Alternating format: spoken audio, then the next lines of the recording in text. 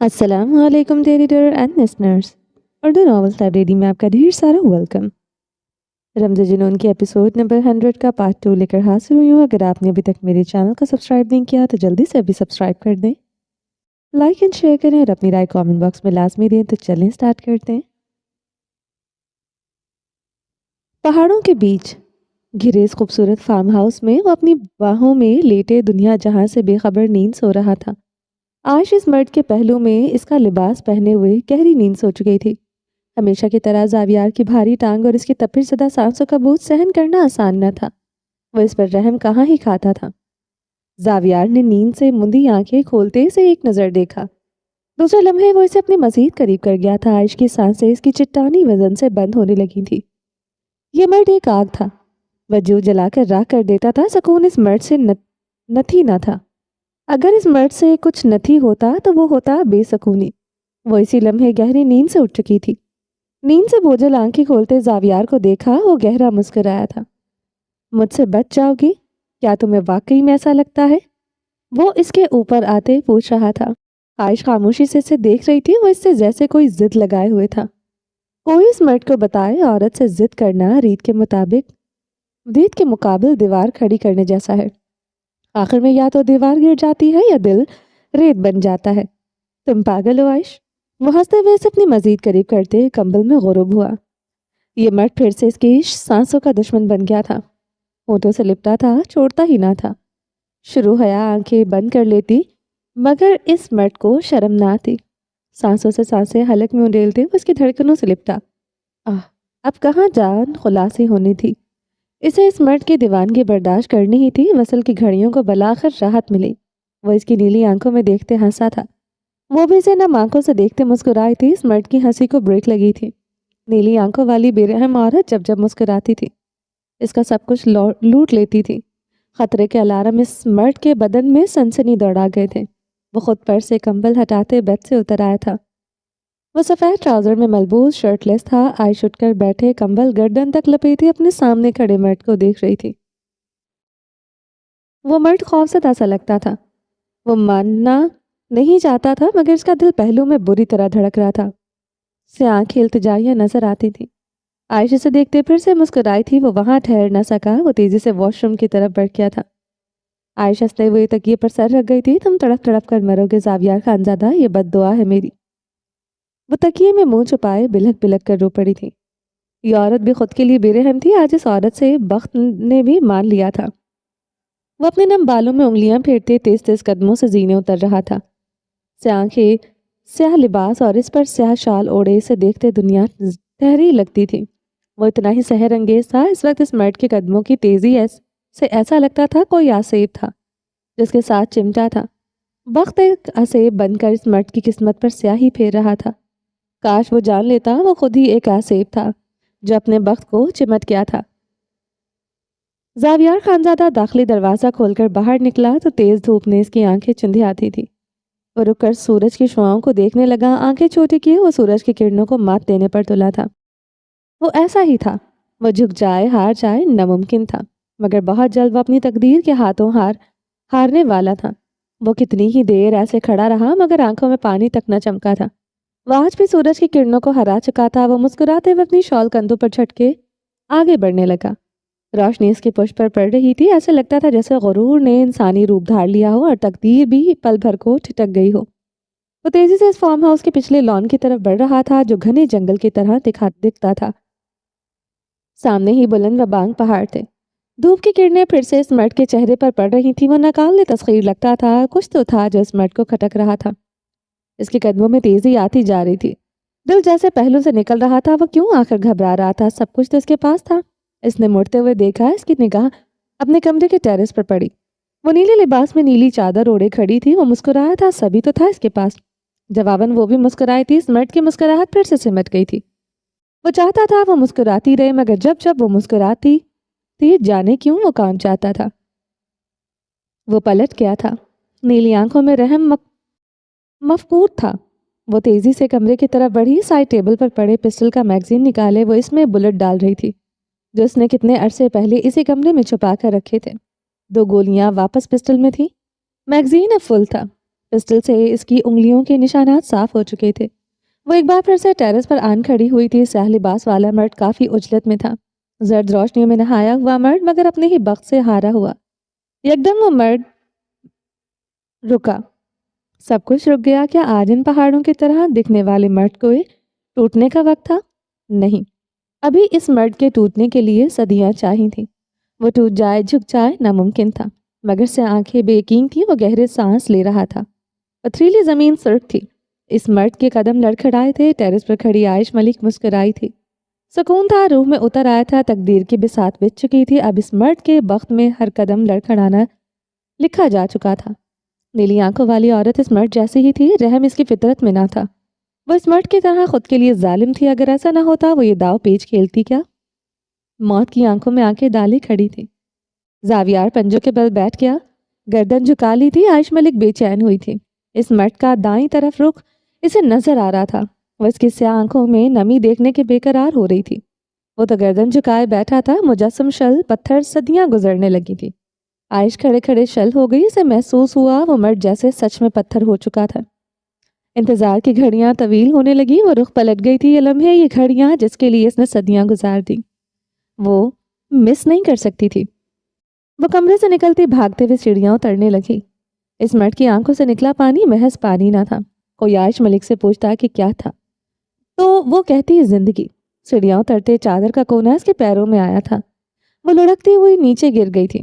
گھٹنوں، کوہنیوں، پیشانی پر زخم آئے تھے، مگر اس کے لبوں سے کراہ نہ نکلی تھی۔ زاویار خانزادہ کی بربادی سے زیادہ بھلا کیا اس کے لیے اہم ہو سکتا تھا؟ ہر درد زائل ہو گیا، ہر کراہ لبوں میں دب گئی۔ وہ عورت اٹھی، چادر اچھی طرح سر پر جمائی، چادر سے پیشانی سے نکلتا خون صاف کیا۔ چادر میں لگا کٹدار شیشہ اس کی پیشانی کو مزید زخمی کر گیا۔ خون کی دھار بہنے لگی تھی، وہ اپنے ہاتھ سے خون صاف کرتے بھاگ رہی تھی۔ خون نہیں، پانی، بس پانی سے آنکھوں کا پانی۔ وہ بھاگتی جا رہی تھی۔ تیز دھوپ اب اس لڑکی کا تعاقب میں تھی، جیسے روشنی بھی اس کی سزا میں حصے دار بن گئی ہو۔ چادر سر سے پھسل گئی تھی، سنہری کرنوں والے بال پشت پر بکھر گئے۔ چیخ و پکار آہیں اس عورت کی زندگی کے نوعید بن گئے تھے۔ جو اس مرد کے لبوں سے نکلی وہ چیخیں، وہ روئے، بس اور کیا چاہیے تھا؟ اب بات آنکھوں کے پانی سے بڑھ گئی تھی۔ اب پانی میں کراہیں، آہیں، دردناک چیخیں شامل ہو چکی تھی۔ ہاں، اس ظالم مرد کی چیخیں، کراہیں، آہیں۔ وہ بالآخر اس مرد کے سامنے پہنچ گئی تھی۔ وہ گہرے سانس لیتے اسے دیکھ رہی تھی۔ وہ گردن جھکائے ابھی بھی بیٹھا تھا، بے سانس لگتا تھا، مردہ۔ عائش ملک کی نگاہیں اب التجائیاں ہوئی تھی۔ وہ گردن اٹھا لے، ایک بار تو اسے سکون دے دے۔ وہ اگر مر گیا تو ایسے نہیں مر سکتا تھا۔ مرنے سے پہلے کا درد ان نیلی آنکھوں کی آرزو تھا۔ اس مرد کی تھوڑی سینے سے آن لگی تھی، مگر وہ گردن اٹھانے کو تیار نہ تھا۔ گردن اٹھ جاتی تو قیامت آ جاتی۔ زاویار، عائش کے لب اسے پکار بیٹھے۔ اس مرد کو زندگی کی نوعید ملی تھی۔ وہ اپنی گردن اٹھا گیا تھا۔ عائش خوفزدہ ہوتے کئی قدم پیچھے کی جانب بڑھا گئی تھی۔ سے آنکھوں کا رنگ بدل چکا تھا، ایک لاوا تھا جو پھوٹ رہا تھا۔ دونوں کی نگاہیں چار ہوئیں، قیامت سی تھی جو گزرنے لگی۔ کیسا نقصان تھا جس کے لیے ایک مر رہا تھا اور ایک زندہ رہنے کی کوشش کر رہا تھا۔ سانسوں نے آگ پکڑ لی تھی۔ وہ مرد ڈھہ گیا تھا، ہر منظر ساکت ہو گیا تھا۔ اتنے سے نقصان پر اس مرد کا یہ حال تھا۔ جب دل کھینچ کر نکال دیا جانا تھا تب کیا کرنا تھا؟ میرے رومیو ٹائٹین سیاہ لباس والا مرد جو ناقابل تسخیر لگتا تھا۔ اس مرد کے ایک لب کپکپا رہے تھے۔ عائش کی طرف دھیرے دھیرے قدم بڑھانے لگا۔ اس مرد کی شکست اس کی آنکھوں میں قریب سے دیکھنی تھی۔ وہ اس سے 2 قدم کے فاصلے پر گھٹنوں کے بل بیٹھ گئی۔ رومیو ٹائٹین، اس مرد کے لب کسی معصوم بچے کی مانند کپکپا رہے تھے۔ عائش اس کی آنکھوں میں دیکھتی رہی، پانی نہ دکھا تھا، صرف لہو تھا۔ اس لہو کا وہ کیا کرتی؟ وہ تو یہ روز دیکھتی تھی۔ میرے رومیو ٹائٹن، ناقابل تسخیر مرد اس وقت صرف ایک بچہ تھا۔ سب کو ترس آ گیا تھا، مگر اس عورت کو نہ آیا تھا۔ یکدم سب ساکت ہو گیا، یہاں تک عائش ملک بھی ساکت سامت ہو گئی۔ وہ اسے گلے لگا گیا تھا۔ میرے رومیو ٹائٹن، وہ اسے سینے سے لگائے چیخ رہا تھا۔ دردناک چیخوں سے کے آسمان کے سینے میں شگاف پڑنے لگے تھے، مگر وہ عورت بے حس و حرکت رہی۔ اسے تو چیخیں بھی مارنی نہیں دی جا رہی تھی۔ رومیو ٹائٹن، وہ عائش کو سینے میں بھینچے چیخ رہا تھا۔ پہاڑوں سے پلٹ کر آتی چیخوں سے دل لرسنے لگا تھا، مگر اس مرد کے سینے سے لگی عورت کا دل نہ لرزا۔ اس کی نیلی آنکھیں رو ہی رہی تھیں، مگر یہ مرد اسے نہ رلا رہا تھا۔ गालियाँ, थप्पड़, तजलील बेदर्द मार इसे रुला रही थी। वो खसारे से रुला रहे थे जो इस मर्द के नाम के साथ जुड़े, इसके हिस्से में आए थे। रोमियो टाइटन, मेरे रोमियो टाइटन। चीख चीख कर इस मर्द का गला बैठ गया था। उल्टी गिनती शुरू हो चुकी थी। टक टक टक। अब तो इस मर्द की बर्बादी का खुद वक्त को भी इंतजार था। वो इसके सामने घुटने के बल बैठी थी, वो भी घुटनों के बल बैठा था, गर्दन झुकाए ताज़ा ताज़ा बनी कब्रों की लिपाई कर रहा था। वो इस मर्द को ऐसे मिट्टी के साथ मिट्टी होता देखना चाहती थी जिसने इसे खाक कर दिया था, जिसने मेरे रोमियो टाइटैन को मारा। इसने मुझ पर रहम ही खाया है। वो इनकी कब्रों पर हाथ फेरते कह रहा था। आइश मुअत्तजब हुई। इसने तो ज़रा रहम नहीं खाया। वो आखिर किस रहम की बात कर रहा था? इर्तिज़ा की कब्र नहीं, चलो रोमियो टाइटैन की तो है। कब्रें ना हो तो हम अपनों को कहाँ तलाश करें? वो आइश की आंखों में देखते पूछ रहा था। जो जिंदा रह जाए ने कहाँ तलाश करें? मेरे अपने तो जिंदा हैं। वो बहते आंसुओं से जवाबन सवाल करने लगी। वो जिंदा हैं क्योंकि मैंने इन पर तरस खाया। वो सिगरेट के कश लेने लगा। कब्रों के आर पार वो एक ही पोजीशन में बैठे थे। सिगरेट के धुएं सब में तहलील होने लगा। अनाव का मारा शख्स मरे हुओं को रो रहा था। जो जिंदा थे इन्हें जिंदा दरगोर किए हुए था। जालिम मर्द अपनी तकदीर के साथ खेल रहा था। वो चेहरे पर दोनों हाथ रखे कर्ब से रोने लगी थी। इश्क में वो अपने सीने पर चरखे लगा सकता था। इसकी रूह काट दी जाती वो कबूल कर लेता, मगर माफ़ नहीं कर सकता था। माफ़ी का लफ्ज़ इसकी सरशत में शामिल नहीं था। इर्तिज़ा का खून इतना सस्ता था जो किसी के आंसू इसकी कीमत चुका दे। बेशक इस औरत के आंसू इसे तकलीफ देते थे, तकलीफ ही तो सही थी, सह जानी थी, और वो सह रहा था। इश्क करना भी इस मर्द को न आया था, क्योंकि वो पाकर खो देने की अजियतों से भी वाकिफ न था। सामने बैठी औरत मिट्टी में भी इसके पहलू में सोगी, वो मान चुका था। इसे जैसे वजदान हो गया था। अपने दफन हो जाते हैं मगर यादें दफन नहीं होती। वो घुटने जोड़ते सीने से लगा गई थी। दिल से सक सक कर दुहाइयां देने लगा। सब दफन हो जाता, दिल बड़ा होना चाहिए। मेरे साथ रहते रहते दिल बड़ा हो गया होगा। वो सिगरेट का गहरा कश लेते खड़ा हुआ। पत्थर कहो। वो गर्दन उठाए कहने लगी, हाँ पत्थर। वो अपने सीने पर उंगली रखे हंसा था। अपना स्याह लिबास छाड़ा। मिट्टी से वो घुन खाता। अपने कपड़ों पर एक एक भी शिकन मिट्टी कहाँ गवारा थी। वो इसके सामने वैसा ही खड़ा था जैसा वो था। जालिम बेदर्द पत्थर। वो तो इस मर्द का कुछ न बिगाड़ सकी थी। सिर्फ आंखें लहू थी। खून तो वो हर वक्त इनसे आंखों से टपकता था। इसने अपना मजबूत हाथ मिट्टी में बैठी औरत की तरफ बढ़ाया, जिसके चादर कपड़े मिट्टी से अटे थे, मगर यह औरत हर हाल में अच्छी से अच्छी लगती थी। वो इसे घिन नहीं खाती थी। वो अपना हाथ इसके मजबूत हाथ में दे गई थी। वो अब मर्द इस औरत के गिर्द अपनी गर्म शाल उड़ा रहा था। सर्दी बढ़ने लगी थी। वो औरत इसके सीने पर सर रख गई थी। हक्का अजीब था ये, जिस सीने से दिल निकाल लेने की ख्वाहिश थी, इसे सीने पर सर रखना इसकी मजबूरी थी। वह इसकी हमराही में आगे बढ़ने लगी। पता नहीं ये सब देखकर तकदीर क्यों रो रही थी। वो सोफे पर बैठी इसे देख रही थी। वो अपनी पिस्टल का मैगजीन खोले गोलियां चेक कर रहा था। गोलियां पूरी थी। आयश का दिल रुक गया। वो अपने बदन की कपकपाहट पर काबू पाने की सही करने लगी। जावियार ने पलटते हुए आयश को देखा। वो नजरें झुकाए अपनी मुठ्ठियां भींचते हाथों की कपकपाहट पर काबू पाने लगी थी। चेहरा ऐसे जैसे लट्ठा। ये रंग तो हमा वक्त इस औरत का हिस्सा था। शक के दायरे में यह औरत हरगिज न आती थी। वो इस पर शक कर ही ना सकता था। इतना सफाक थोड़ी था कि इस औरत पर शक करता जो दिल में सबसे ऊंचे मकाम पर रहती थी। आखिर इश्क से भी कुछ ज़ाब्ते असूल होते हैं। वो अब इश्क के कुछ असूलों पर ही तो उतर ही सकता था। वो आयश की तरफ बढ़ा। आयश की रूह फना होने लगी। हर चाप पर इसे मलकुल मौत अपनी तरफ बढ़ता महसूस हुआ। वो इसके करीब आते झुकाता, झुककर इसके बालों की खुशबू अपनी सांसों में उतारी। आयश गर्दन उठाए से देखने लगी। शावर ले लूं, मैं तुम्हें हवेली छोड़ आता हूँ। आज निकाह है मेरा। वो उसकी आंखों में देखते कह रहा था। आयश इसी लम्हे रोबोटिंग मानिंद गर्दन इस बात में हिला गई थी। वो पिस्टल हाथ में मजबूती से जकड़े कमरे से निकल गया था। आयश तेजी से कमरे से निकलते बाहर आई। वो रिवॉल्विंग चेयर को दोनों हाथों से जकड़ी नीचे देख रही थी। वो देखते ही देखते दाखिली दरवाजा अबूर कर गया था। आयशा भागते हुए टेरेस में आई थी। किसकी इतनी जुर्रात हुई जब मुझसे टकरा रहा है? वो अपने मुलाजमाओं को सामने खड़ा चीख रहा था। गोलियों की गूंज से फार्म हाउस का पिछला हिस्सा लरसा था। इसकी पिस्टल से निकली गोलियां इसके गार्ड की टांगों को चीर गई थी।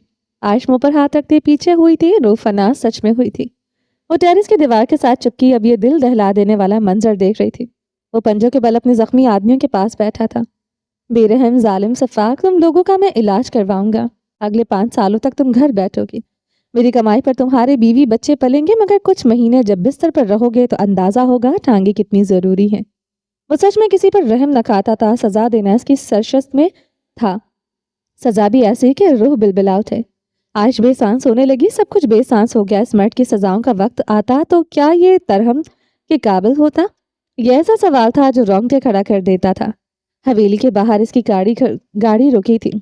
आयश ने इसकी तरफ देखा। वो स्टीयरिंग को एक हाथ से जकड़े सिगरेट लबों में दबाए हुए था। रोमियो टाइटैनिक इस मर्द के लिए क्या थे? ये इस मर्द की हालत से बखूबी जाहिर था। ब्राइडल ड्रेस तुम्हारे लिए है। जावियार के लफ्जों पर आयश के हाथ दरवाजे के हैंडल पर ठहर गए थे। वो पलट न सकी थी। वही तुम आज पहनोगी, दो टोक लहजा। जब वो हुक्म देता इसे पूरा करना जायज होता था और फैसला हो चुका था। आयश मलिक आज वही ड्रेस पहनेगी। आयश ने अपने चेहरे को चादर से ढका और हवेली के गेट की तरफ बढ़ गई थी। गाड़ी जन से आगे बढ़ गई थी। तीन हस्तियां आज के दिन खुद को बर्बाद करने पर तुली थी। सूरज डूब गया था और रात की स्याही उतर आई थी। आलियान खान फार्म हाउस के लाउंज में खड़े तैश से चक्कर लगा रहे थे। चेहरा गैज़ो गज़ब से सुर्ख था। अपने ही आदमियों को गोलियां मारी तुमने, तुम ये कैसे कर सकते हो? वो जावियार के सामने आते गैज़ो गज़ब में चिल्लाए थे। गलती की माफी नहीं होती। इनकी गफलत की वजह से मेरे रोमियो टाइटैन चले गए, जाने बच गई, इस पर शुक्र अदा करे। वो सोफे पर बैठे हुए सुकून से कह रहे थे। कोई कल्क और जदगी पेशेमानी ना थी। कल्क और जदगी पेशेमानी यही थी, वो अपने रोमियो टाइटैन को न बचा सका। वो आगे को होते अपने पैरों को हिलाने लगा। स्याह बूटों की टकटक फर्श पर गूंजने लगी। तुम्हें ये नहीं करना चाहिए था। आलियान खान इसके सामने बैठे इसे कहर बार निगाहों से देखने लगे। बिल्कुल, मुझे ऐसा नहीं करना चाहिए था, वह कहते सीधा हुआ आलियान खान की आंखों में देखा। मुझे वो गोलियां इनके सीने पर मारनी चाहिए थी। इसी बात का अफसोस था, उम्र रहेगा। आलियान खान जब से मुट्ठी भींच गए थे। इनका बेटा इस्तराब में लगता था। वो इस्तराब सिर्फ इनको जान से न मार देने का था। गफलत और गलती में फर्क होता है जाफिया। इन्होंने तुम्हारे कुत्तों को नहीं मारा था। आपको लगता है जो मेरे रोमियो टाइटैन को मारता वो दूसरा सांस भी ले सकता? वो जवाबन बेहद नरमी से सवाल कर रहा था। आलियान खान सोफे पर पूरी कुव्वत से मुक्का मारते अपनी कनपटियां उंगलियों से सहलाने लगे। जावियार सोफे से टेक लगाया, आंखें मूंद गया था, सर दर्द से फटा जा रहा था। अगर इतना ही दमखम है तो इसे ढूंढ कर मारो जिसने ये सब किया। आलियान खान की बात वो आंखें खोले सीधा हुआ। निकाह तक का वेट कर रहा हूँ बाबा जान। इसके बाद वही होगा जो आप चाहते हैं और जो इन कुत्तों की तकदीर होगी जिन्होंने मेरे रोमियो टाइटैन को मारा। ऐसा हाल करूंगा कि वो याद करेंगे। जावियार का लहजा हर एहसास से आ रही था। खून की गुर्राहट थी।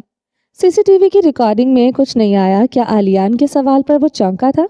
वो सोफे की सर से टेक लगाए अपने बालों में उंगलियां फंसा गया था। वो कैसे सीसीटीवी रिकॉर्डिंग चेक करना भूल गया था? इससे गफलत कैसे हो गई थी आखिर?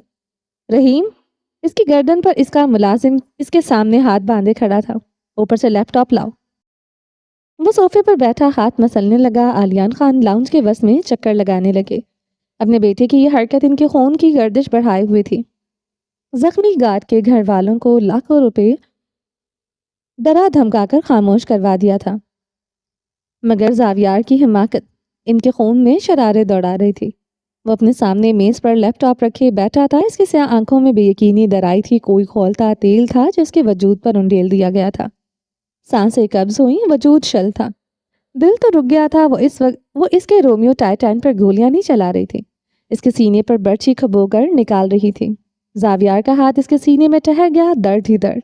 वो अपना सीना मसलने लगा। कलाम में आजकल हर वक्त ऑक्सीजन की कमी लगती थी। आलियान खान ने लैपटॉप उठाकर जमीन पर फेंका। लैपटॉप टुकड़े टुकड़े हुआ। स्क्रीन किरची किरची, कुछ किरचियां जावियार के वजूद में खुप गई थी।